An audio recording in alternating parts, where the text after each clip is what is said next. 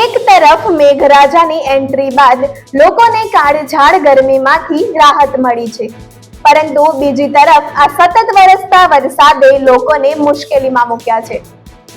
ધોરાજી તાલુકાના જાજરમેર ગામ પાસે ભારે વરસાદ બાદ મોટી સમસ્યા સર્જાઈ છે.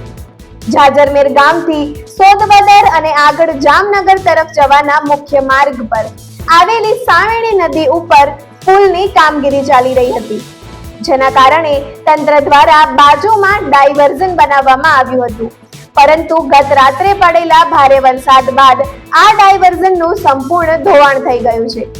ડાયવર્ઝન તૂટી જતા જાજરમેરથી સોદવદર, ખજુરા, ટીમડી, જામકંડોરણા અને જામનગર સહિત અનેક ગામોનો માર્ગ સંપૂર્ણપણે બંધ થઈ ગયો છે.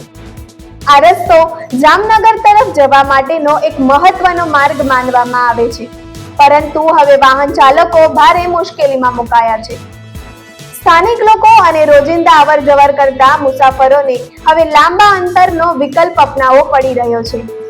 ભારે વરસાદે વિકાસ કામગીરીની તૈયારીઓ સામે પણ અનેક સવાલો ઉભા કર્યા છે. જાજરમેર ગામના સરપંચે તાત્કાલિક અધિકારીઓને પુલ અને રસ્તાની મરામત શરૂ કરવાની માંગ કરી છે.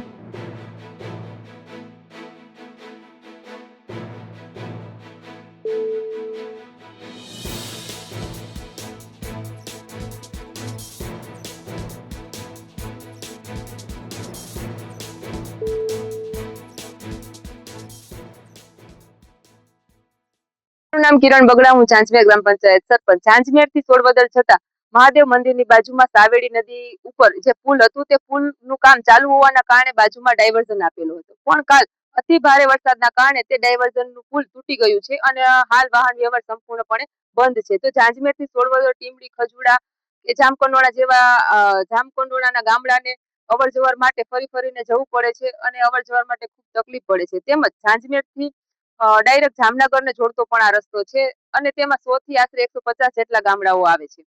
અને જાંજમેર થી સોડવદર, ટીમડી કે ખજુડાના બાળકો અભ્યાસ માટે સુપેડી કે ધોરાજી જતા હોય છે, તો તેમને પણ અવર જવર માટે હાલ તકલીફ પડે છે અને જાંજમેર અને સોડવદરના ખેડૂતોને પણ અવર જવર માટે ખૂબ તકલીફ પડે છે.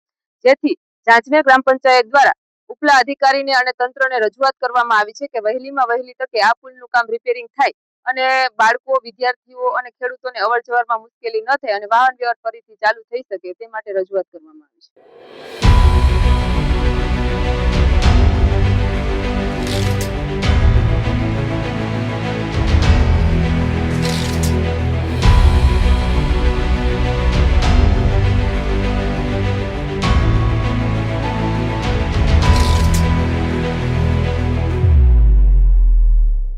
આવા જ સમાચાર માટે જોડાયેલા રહો TV17 ગુજરાતી સાથે.